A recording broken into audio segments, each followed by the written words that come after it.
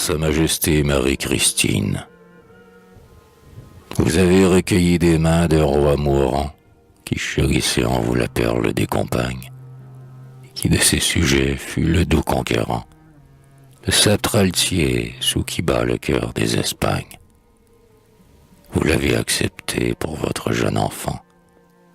C'était un legs bien lourd, aux grandes et nobles veuves. Aussi, devant la croix avez-vous bien souvent déposé ce fardeau, subi comme une épreuve. Bien souvent, à genoux au pied du crucifix, dans votre escurial que la paix environne, vous demandiez au roi des rois que votre fils fût digne de porter le sceptre et la couronne. Et pour lui, vous faisiez un rêve ambitieux.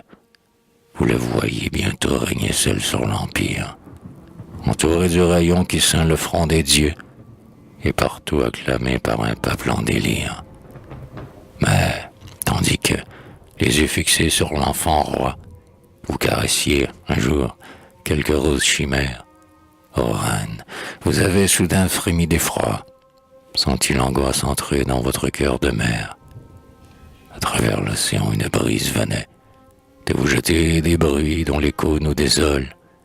Le vautour de la guerre à ce moment planait sur un coin isolé de la terre espagnole.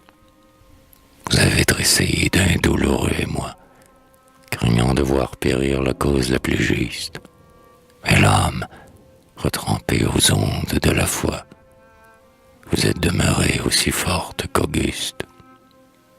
En face des Cortez, humble et fier à la fois, demandant au pays un nouveau sacrifice, vous avez fait parler bien haut par votre voix la vérité, le droit, l'honneur et la justice. À votre appel, les fils du Cid campés à Dore, qui fauchaient de son fer les morts comme une herbe, se sont groupés autour de la bannière d'or, qui fit sous tous les cieux flotter son pli superbe.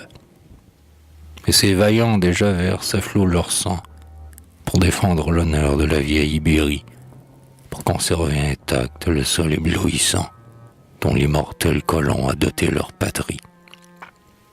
Ils rêvent de cueillir les plus brillants lauriers. Ils luttent enflammés d'une ardeur souveraine. Et nul peuple jamais n'a produit des guerriers plus nobles et plus beaux que vos guerriers, ô reine. L'oreille est quelquefois hautain, jamais moqueur.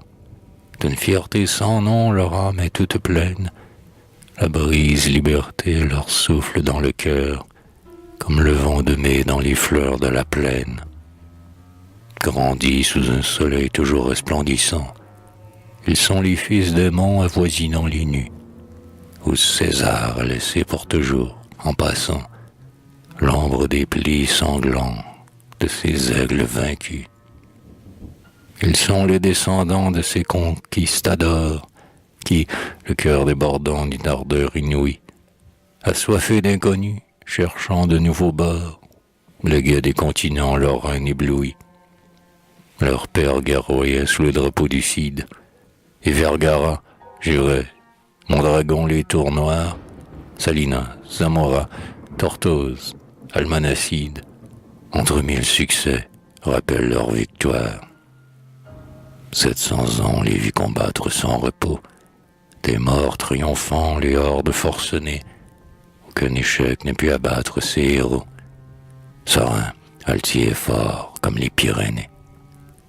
Pour l'Église, ils ont fait des travaux immortels, et sur ce même sol que le canon laboure, souvent ils ont versé leur sang pour les autels, leur foi n'étant pas moins grande que leur bravoure. Fougueux dans les combats, calmes dans les revers, nul ne les vit trembler, et César, Charlemagne, ces guerriers devant qui frissonnait l'univers, dirent demander grâce aux soldats de l'Espagne.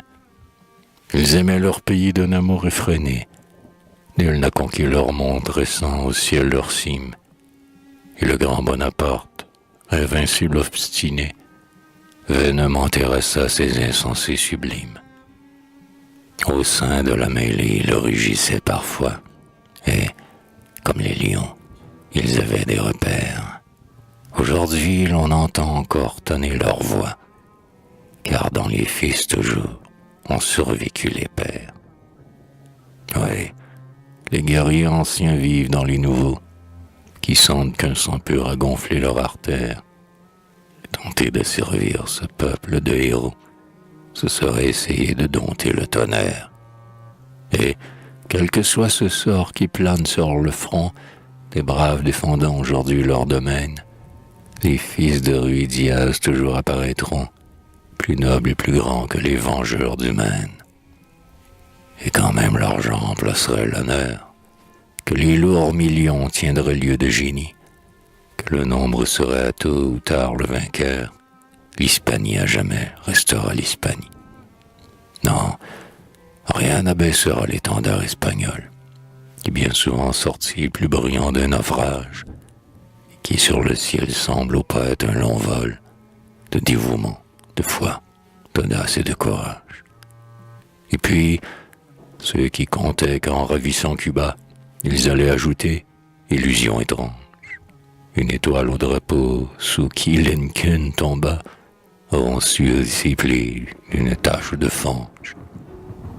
Cette fange leur a pour toujours maculé, et, tandis qu'on verra sous la tache profonde pâlir les astres d'or dont il est constellé, les couleurs de l'Espagne éblouiront le monde.